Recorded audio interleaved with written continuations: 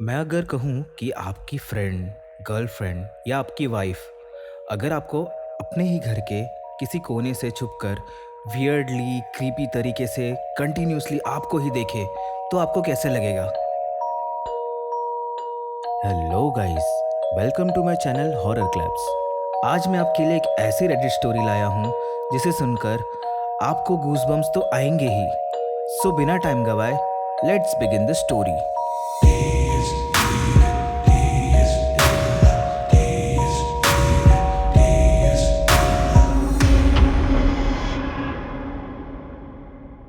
कहानी की शुरुआत होती है एक कपल से। राज और रिया दोनों एक दूसरे को 6 साल से डेट कर रहे थे और हाल ही में उनकी शादी भी हो चुकी थी। उनकी लाइफ में सब कुछ नॉर्मल चल रहा था, ना कोई झगड़े और ना ही कोई रेड फ्लैग्स। रिया हमेशा से एक इंटेलिजेंट लड़की थी। उसे प्रैंक्स बिल्कुल भी पसंद नहीं थे और हॉरर मूवीज से तो वो बहुत ही डरती थी। रिया को कोई मानसिक बीमारी भी नहीं थी। 2 महीने पहले की बात है। राज किचन में अपने लिए कॉफ़ी बना रहा था। जैसे ही उसकी कॉफ़ी रेडी हुई, वो कॉफ़ी का सिप लेते हुए हॉलवे की तरफ से फ्रंट डोर की तरफ बढ़ रहा था। अचानक उसने देखा कि रिया दीवार के एक कोने से उसे झांक रही है। उसे सिर्फ रिया की आंखें और उसके बालों की एक लट दिखाई दे रही थी। रिया तुरंत पीछे हट गई, जैसे कोई छोटा बच्चा चोरी पकड़े जाने पर भागता है।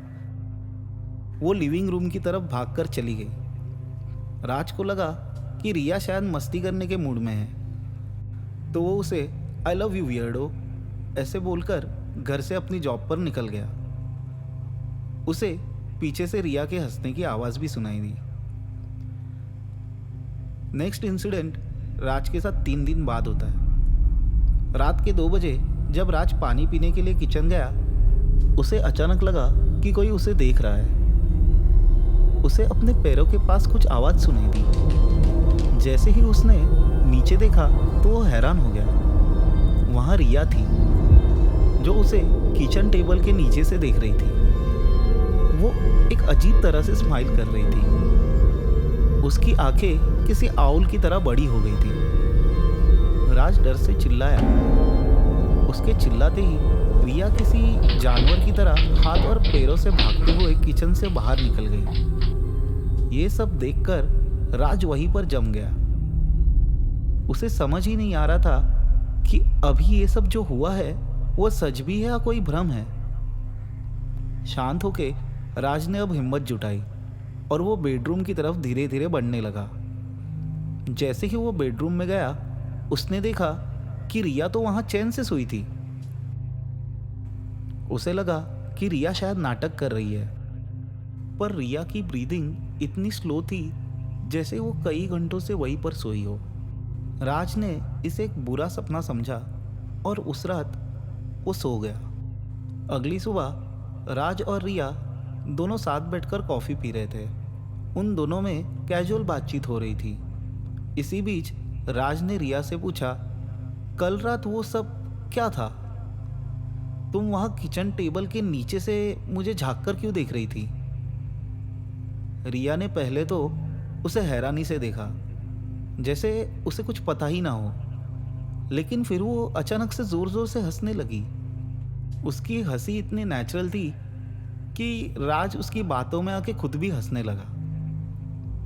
उसने मजाक में कहा, तुम कभी कभी मुझे बहुत ज़्यादा क्रीप आउट कर देती हो, पता है ना? रिया हल्का सा मुस्कुराई और राज को हक करके बोली, और तुम तो मुझे हमेशा क्रीप आउट करते हो, तो हिसाब बराबर। दोनों अपने अपने जॉब्स पर निकल गए, लेकिन ड्राइविंग करते वक्त राज के दिमाग में वही तस्वीर घूम रही थी। वो अजीब सी स्माइल और फ्लोर पर रिया की हाथों की थपथपाहट। उसने खुद को समझाया कि शायद रिया बस उसके हॉरर के शौक में शामिल होने की कोशिश कर रही है।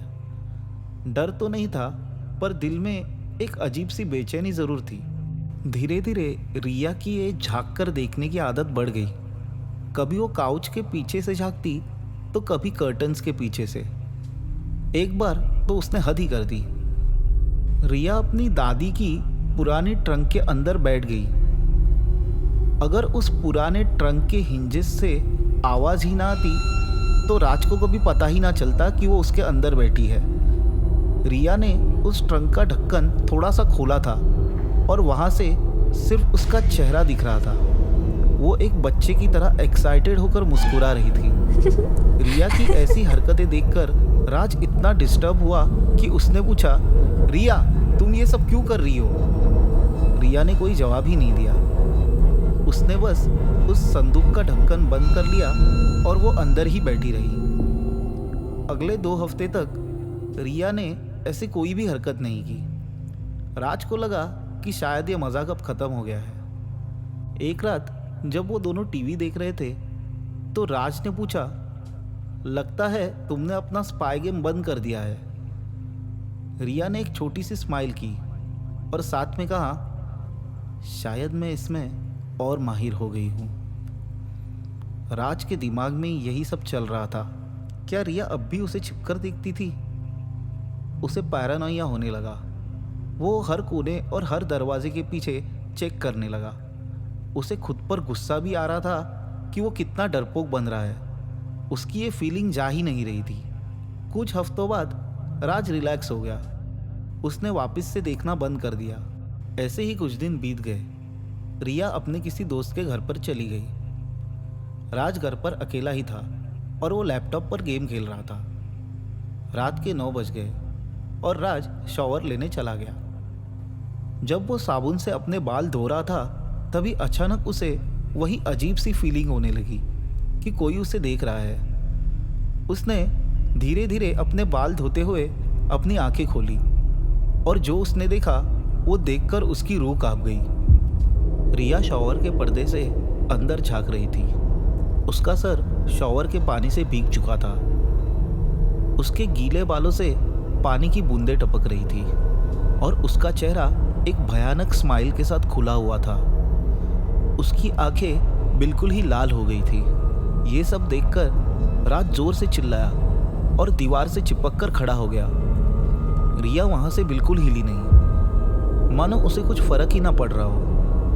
उसका मेकअप उसके चेहरे से पानी के साथ नीचे टपक रहा था।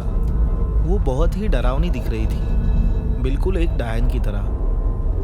अब दोनों कुछ देर तक एक दूसरे को खामोशी से देख रहे थे। फिर अचानक रिया ने अपना सर धीरे से पीछे लिया। राज ने पर्दे से ही रिया की धुंधली परछाई को बाथरूम के दरवाजे की तरफ जाते हुए देखा। अगले ही पल दरवाजा इतनी जोर से बंद हुआ कि बाथरूम का शीशा थरथरा उठा। राज घबराकर शॉवर से बाहर निकला और तुरंत ही उसने दरवाजा लॉक कर दिया। वो 1 घंटे तक अंदर ही रहा, इधर उधर टहलता रहा और हर थोड़ी देर में दरवाजे पर कान लगाकर बाहर की आहट सुनने की कोशिश करता रहा। उसे लगा कि शायद वो ओवर रिएक्ट कर रहा है, पर यह मजाक अब हद से बाहर हो चुका था। अचानक उसे एक हल्की सी आवाज़ सुनाई दी। उसने दरवाजे पर अपना कान लगाया, पर उसे कुछ समझ ही नहीं आ रहा था। उसे लगा कि रिया दरवाजे की दूसरी तरफ खड़ी होकर उस पर हंस रही होगी। अब डर की जगह उसे गुस्सा आने लगा।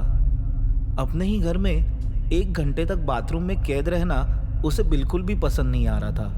अब राज ने जोर से चिल्लाया, रिया ये बकवास अब बहुत ज़्यादा एनोइंग होती जा रही है। उसने इंतज़ार किया कि रिया माफ़ी मांगेगी, लेकिन बदले में उसे कोई अजीब ही आवाज़ सुनाई दे रही थी, जैसे कोई रो रहा हो। राज बार बार रिया को पुकारता रहा, पर रिया का कोई भी जवाब नहीं आ रहा था।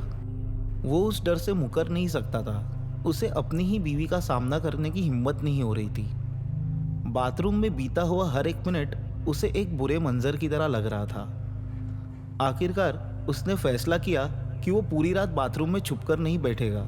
वो अपने घुटनों के बल झुका और दरवाजे के नीचे से उसने झांक कर देखा। उसे डर था कि शायद रिया वहां से उसे झांक कर देख रही होगी, पर वहां कोई नहीं था। उसे स्टेयर्स तक का रास्ता साफ दिखाई दे रहा था। अब थरथराते हुए राज ने बाथरूम का दरवाज़ा अनलॉक किया और जैसे ही दरवाज़ा खुलने वाला था उसे वही क्रीपी और अजीब आवाज़ सुनाई दी, लेकिन अब वो पहले से कहीं ज़्यादा आ रही थी। राज ने अपना सर क्लोजेट की तरफ घुमाया। रिया क्लोजेट के एक छोटे से गैप से उसे झांक रही थी। उसकी आंखें पहले की तरह फटी हुई थी और चेहरे पर वही भयानक स्माइल थी। राज इस बार डर के मारे चिल्ला भी नहीं पाया। रिया ने अपने दोनों हाथ सीने से लगा के रखे थे और वो वही क्रीपी और अजीब आवाज में हंस रही थी। राज ने जैसे तैसे हिम्मत करके बाथरूम का दरवाजा खोला और नीचे की तरफ भाग गया। उसने लिविंग रूम से अपना फोन और चाबी उठाई और सीधा बाहर अपनी कार की तरफ दौड़ पड़ा। पीछे से उसे रिया की जोर जोर से हंसने की आवाज आ रही थी, लेकिन वो रुका नहीं। उसने सीधा अपनी गाड़ी चालू की और वो अपने भाई के घर की तरफ जाने लगा। अब वो अपने भाई चिराग के घर पे पहुंचा, जो राज के घर से 40 मिनट की दूरी पे था। रास्ते में उसे कॉल्स भी आ रहे थे, पर उसने फ़ोन नहीं उठाया। जब उसने चिराग की ड्राइववे में कार पार्क की, तब उसने देखा कि रिया के 4 मिस कॉल थे और काफ़ी सारे टेक्स्ट मैसेज थे, जिसमें लिखा था कि वो अचानक कहाँ चला गया, उसने ऐसा क्यों किया, वो क्यों डर रहा है। आई नो आप यही सोच रहे होंगे कि आगे की स्टोरी का क्या हुआ, बट वेट, ये स्टोरी का पार्ट 1 है। जल्द ही इसी कहानी का पार्ट 2 भी आएगा। सो हमारे साथ बने रहिए, और अगर आपको ये वीडियो पसंद आई तो वीडियो को लाइक और चैनल को सब्सक्राइब करके बेल आइकॉन दबाना ना भूलें। तो आज के लिए बस इतना ही।